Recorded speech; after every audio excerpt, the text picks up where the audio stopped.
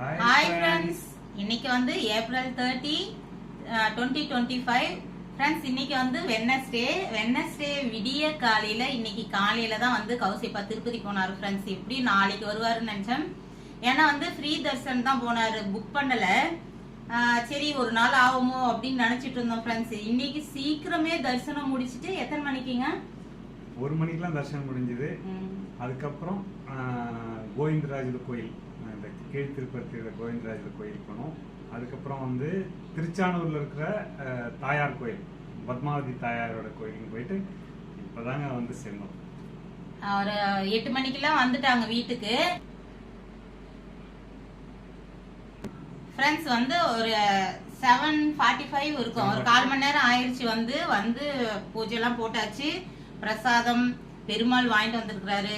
அதுக்கப்புறம் வந்து கயிறு எல்லாம் கட்டியாச்சு, குங்கல்லாம் வச்சாச்சு, எல்லாம் பண்ணியாச்சு. ஒரு 1/4 மணி நேரம் ஆயிடுச்சு. வந்து விடிய காலையில வந்து ஒரு 3 மணிக்கு போனாங்க ஃப்ரெண்ட்ஸ். 3:15 ஆயிடுச்சு.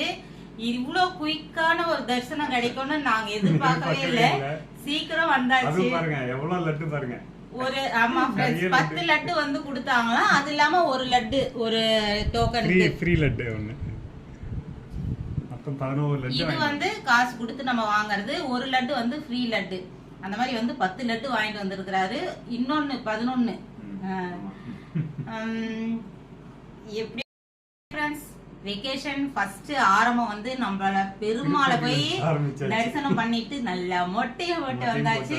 எப்பயுமே ஃப்ரெண்ட்ஸ் நாங்க வந்து அம்மா வீட்டு பழக்கமும் சரி, அம்மா வீட்டுல எல்லாம் எப்படின்னா மேல திருப்பதி ஏறினாலே மொட்டை அடிப்பாங்க, அந்த மாதிரி இல்ல.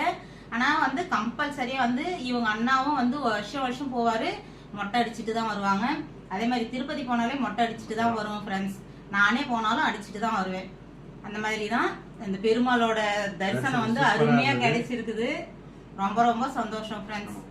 ஓகே ஃப்ரெண்ட்ஸ், பாய்.